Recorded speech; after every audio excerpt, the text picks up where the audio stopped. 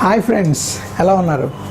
ఏం లేదబ్బా, ఇందాక నేను ఇంటర్నెట్ లేకుండా ఏదో వర్డ్ కోసం సెర్చ్ చేస్తుంటే చాలా కష్టపడ్డా.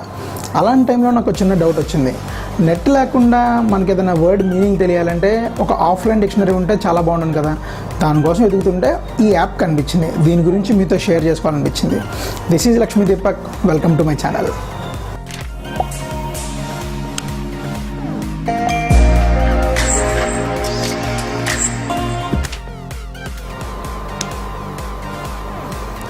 ఈరోజు మనం యూ డిక్షనరీ అనే ఒక యాప్ గురించి మాట్లాడుకుందాం. ఇది యూ డిక్షనరీ. ఈ యూ డిక్షనరీ అనేది ఒక ఆఫ్లైన్ యాప్. ప్రస్తుతానికి నేను డేటా ఆన్ చేసి ఇది యూజ్ చేస్తున్నాను. చూడొచ్చు, డేటా ఆన్ చేసి యూజ్ చేస్తున్నాను. మనం ఏ వర్డ్స్ అయినా సరే టైప్ చేసి దీన్ని మీనింగ్ తెలుసుకోవచ్చు. యాక్చువల్గా దీని స్పెషాలిటీ ఏంటంటే ఇది ఇంగ్లీష్ టు ఇంగ్లీష్, అంటే ఇంగ్లీష్ టు ఇంగ్లీష్. ఇక్కడ మనకి నేను ఆల్రెడీ డిఫాల్ట్ ఇస్తాడు. మనం డౌన్లోడ్ చేసుకున్న తర్వాత మనకు కావాలంటే ఇంగ్లీష్ టు హిందీ డౌన్లోడ్ చేసుకోవచ్చు. అండ్ నేను ఇంగ్లీష్ టు ఇప్పుడు డౌన్లోడ్ అవుతుంది. అండ్ నేను ఇంగ్లీష్ టు తెలుగు తీసుకున్నాను అనమాట, మనకు అర్థం అవడం కోసం. ఇంగ్లీష్ టు తెలుగు నేను ఎక్కువగా అదే యూజ్ చేస్తాను. సో ఇప్పుడు మనం చూస్తే ఇంగ్లీష్ టు ఇంగ్లీష్ ఉంది కదా, ఇంగ్లీష్ టు హిందీ కూడా డౌన్లోడ్ అయింది. ఇక్కడ మనకి ట్రాన్స్లేషన్ ఈ పైన ఏదైతే ఉందో ఏ వర్డ్ ఏ లాంగ్వేజ్లో కావాలి అనేది తెలుస్తుంది. మనం వెతికేటప్పుడు ఏ లాంగ్వేజ్లో రెఫరెన్సెస్ కావాలి, మీనింగ్ ఆన్సర్స్ కావాలనేది చూసుకోవడానికి అనమాట. సో ఇప్పుడు మనం ఒక వర్డ్ ఇంగ్లీష్లో టైప్ చేసి దాని తెలుగు మీనింగ్ చూద్దాం. అంటే ఏ వర్డ్ అయినా సరే, ఐ మీన్ టు సే అది క్లినికల్ వర్డ్ అయి ఉండొచ్చు, సైంటిఫిక్ వర్డ్ అయి ఉండొచ్చు, లేదా నార్మల్ ఇంగ్లీష్ టర్మ్ అయి ఉండొచ్చు. అంటే ఒక మెడికల్ డిక్షనరీ కూడా మనకి ఇందులో ఇంక్లూడ్ అయి ఉంటుంది. సపోజ్ మనం ఆస్తమా అని సెర్చ్ చేసాం అనుకోండి. ఆస్తమా గురించి, ఆస్తమా అంటే ఉబ్బసం, శ్వాసకోశ ఇబ్బంది అలాంటివి వస్తున్నాయి. ఉబ్బసము, రోజు శ్వాసకోశము, ఆస్తమా, తమక శ్వాసకోశ, ఇలా చూసారా, ఎన్ని డిఫరెంట్గా వస్తున్నాయి అన్నమాట. అయితే దీంట్లో ఇంకా ఆన్లైన్లో దొరికే మీనింగ్స్, ఇంగ్లీష్ డిక్షనరీ మీనింగ్స్, అది కాకుండా దీంట్లో గొప్ప ఏంటంటే ఈ యాప్లో వెబ్ డెఫినేషన్స్ ఉంటాయి. ఇంకా వెబ్ ఎండి వాటికి సంబంధించిన ఇన్ఫర్మేషన్ కూడా దీంట్లో ఉంటుంది. మనం డైరెక్ట్గా సెర్చ్ చేయకుండా దీంట్లోంచి వెళ్ళిపోవచ్చు అనమాట.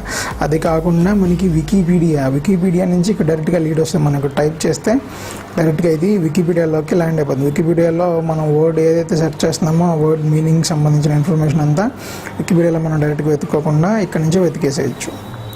నెక్స్ట్ ఇంకా పిక్చర్ డిక్షనరీ అని ఉంటుంది. పిక్చర్ డిక్షనరీ అంటే ఏంటంటే మనం సెర్చ్ చేసిన వర్డ్కి రిలేటెడ్ ఇమేజెస్ వస్తాయి.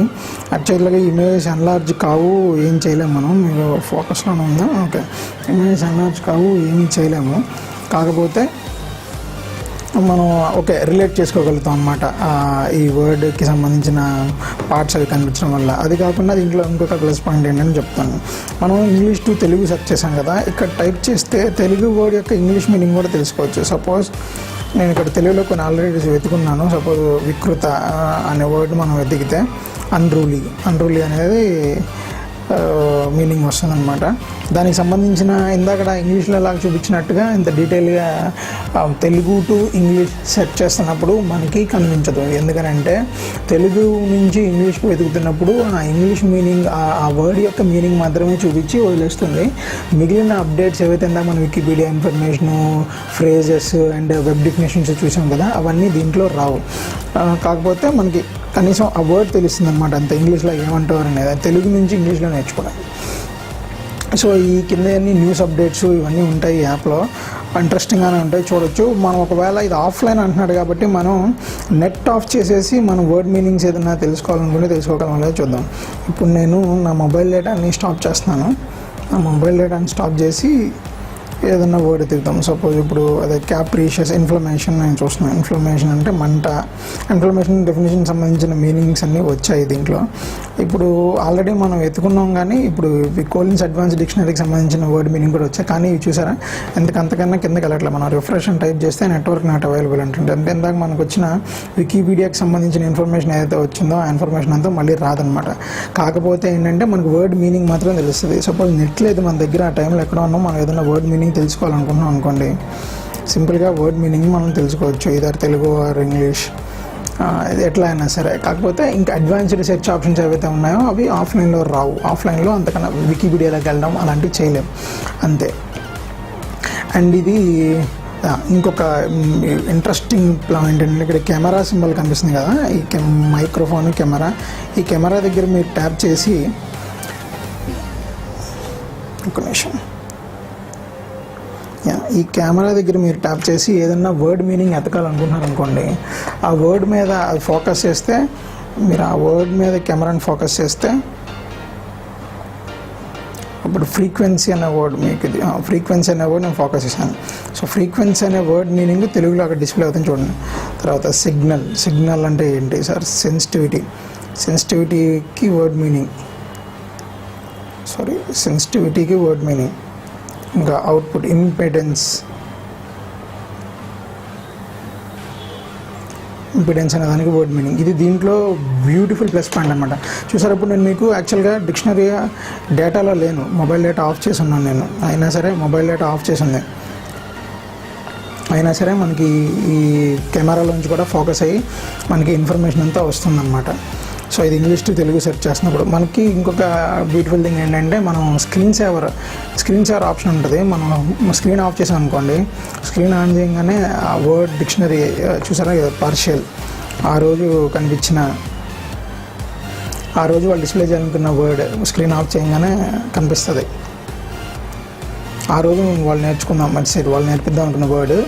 మనం దీని గురించి డీటెయిల్స్ కావాలనుకుంటే పేజ్లోకి వెళ్ళినప్పుడు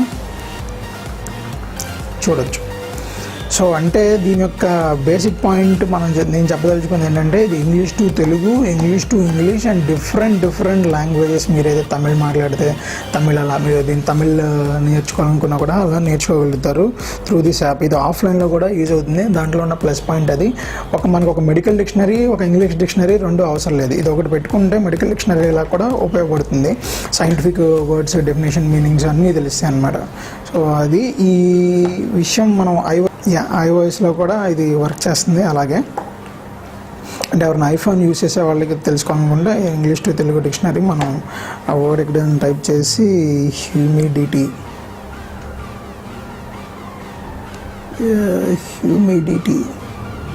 మనం ఇంగ్లీష్లో టైప్ చేసినప్పుడు అలా ఏమాతడి ఇలా ఇంగ్లీష్ మీనింగ్ సేమ్ అది ఎలా ఉందో అలా వస్తుంది. ఇది కూడా డేటా రన్నింగ్లో ఉంది. సో మనకి ఇవన్నీ తెలుస్తున్నాయి అనమాట. డేటా ఆఫ్ చేస్తే ఇదంతా రాదు. సో అర్థమైంది అనుకుంటున్నాను ఈ డిక్షనరీ గురించి. మీకు నచ్చినట్లయితే లైక్ చేయండి, షేర్ చేయండి, కింద కామెంట్ చేయండి. యాప్ గురించి చూసారు కదా. సో ఇంటర్నెట్ లేకపోయినా ఆఫ్లైన్లో మనం కావాల్సిన వర్డ్ మీనింగ్ క్లియర్గా తెలుసుకొని మన స్టడీస్ని కంటిన్యూ చేయొచ్చు, ఎక్కడ డిస్టర్బెన్స్ లేకుండా. నాకు మీనింగ్ తెలియకపోతే మధ్యలో ఆగిపోతానబ్బా, నా ప్రాబ్లం నాది. నా అలాంటి వాళ్ళు ఎవరైనా ఉంటే వాళ్ళు కూడా తెలుసుకుంటారని అందరికీ షేర్ చేస్తాను అనమాట. Thank you so much. నా వీడియోస్ అన్ని చూసి దాన్ని లైక్ చేసి, కామెంట్ చేసి, సబ్స్క్రైబ్ చేస్తున్నందుకు నన్ను ఇలాగే ఎంకరేజ్ చేస్తుండండి. మీకు ఇలాంటి ఇన్ఫర్మేషన్ ఇస్తూ ఉంటాను. This is Lakshmi Deepak signing off.